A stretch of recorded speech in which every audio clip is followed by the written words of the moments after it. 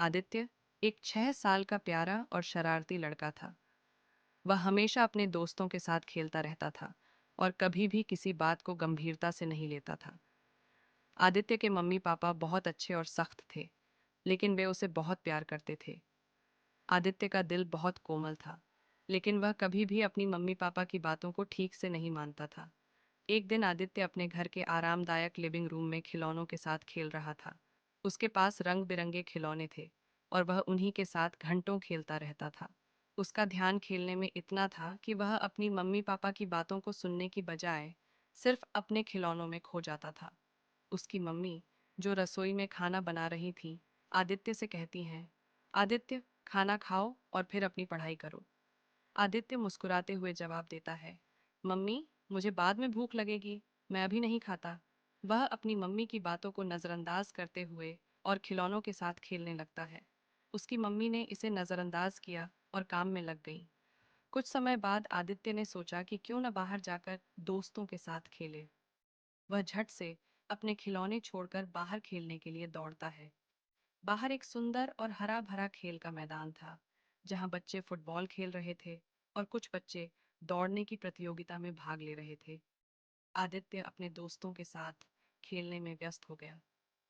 पूरे दिन वह बिना रुके खेलता रहा और समय का पता ही नहीं चला। वह बहुत खुश था, लेकिन उसने अपनी मम्मी की बातों को बिल्कुल भी याद नहीं रखा। दिन के अंत में आदित्य को महसूस होने लगा कि उसे थकावट हो रही है।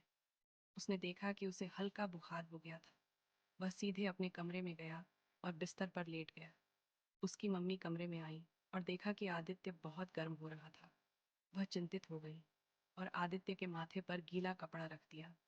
आदित्य की मम्मी ने उसे प्यार से कहा, देखो आदित्य, अगर तुम मम्मी की बात मान लेते तो आज तुम्हें बुखार नहीं आता।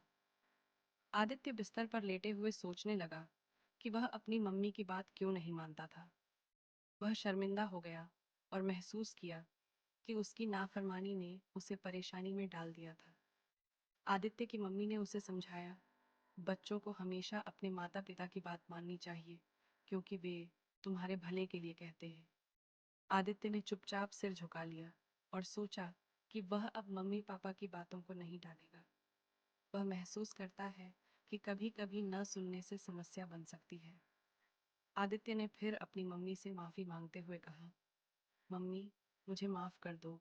मुझे अब हमेशा आपकी बात माननी चाहिए। मैं वादा करता हूँ कि आगे से मैं आपको कभी परेशान नहीं करूँगा। आदित्य की मम्मी ने उसे गले से लगा लिया। इसके बाद आदित्य ने फैसला किया कि वह अपनी मम्मी की मदद करेगा। वह रसोई में अपनी मम्मी के पास गया और कहा, मम्मी, मैं आपकी मदद करूँगा। आदित्य ने अपनी मम्मी के साथ खाना बनाने में मदद की। वह प्याज काटने में मम्मी की मदद करता और मम्मी उसे खुशी से देखती थी। वह समझ गई कि आदित्य अब अपने कार्यों में भी जिम्मेदारी लेने लगा है। रसोई में काम करते हुए आदित्य ने महसूस किया कि मम्मी पापा की मदद करना बहुत अच्छा है और यह उसे और अधिक जिम्मेदार बना रहा था। कुछ दिन बाद आदित्य ने अपनी पढ़ाई में भी ध्यान देना शुरू किया। पहले उसे पढ़ाई में कोई रुचि नहीं थी, लेकिन अब उसने समझ लिया था कि अगर वह पढ़ाई करेगा तो उसे जीवन में सफलता मिलेगी। आदित्य को अब पढ़ाई भी अच्छी लगने लगी थी और वह रोज अपनी किताबों में ध्यान से पढ़ता था। उसके चेहरे पर आत्मविश्वास की झलक थी और वह अब सही दिशा में जा रहा था। एक दिन आदित्य के दोस्त उसके पास आए और देखा कि वह अब पढ़ाई में भी ध्यान दे रहा था। दोस्त हैरान होकर कहते हैं, आदित्य, तुम बहुत बदल गए हो। अब तुम सिर्फ खेल ही नहीं, बल्कि पढ़ाई भी करते हो। वह खिड़की से आदित्य को दोस्तों के साथ खेलते हुए देख रहे थे। उन्होंने एक दूसरे को देखा और मुस्कुराए, क्योंकि उन्हें गर्व था कि आदित्य ने अपनी नाफरमानी से सीखा और अब वह एक जिम्मेदार बच्चा बन गया था। आदित्य ने महसूस किया कि उसकी गलती ने उसे बहुत कुछ सिखाया। उसने समझा कि नाफरमानी का कोई फायदा नहीं होता और हमेशा अपने माता पिता की बात माननी चाहिए। आदित्य अब खुश था और उसने खुद को और अपने परिवार को यह साबित किया कि वह अब एक समझदार और जिम्मेदार बच्चा बन गया था। आखिरकार आदित्य ने अपने पापा से कहा, पापा, मैंने अपनी गलती से बहुत कुछ सीखा है। मुझे लगता है कि माता पिता की बात मानना ही सबसे अच्छा होता है। पापा ने आदित्य को सराहा और कहा, बिल्कुल बेटा, तुमने बहुत अच्छा किया। हम सब गलतियां करते हैं, लेकिन अगर हम उनसे सीखें तो हम और बेहतर बन सकते हैं।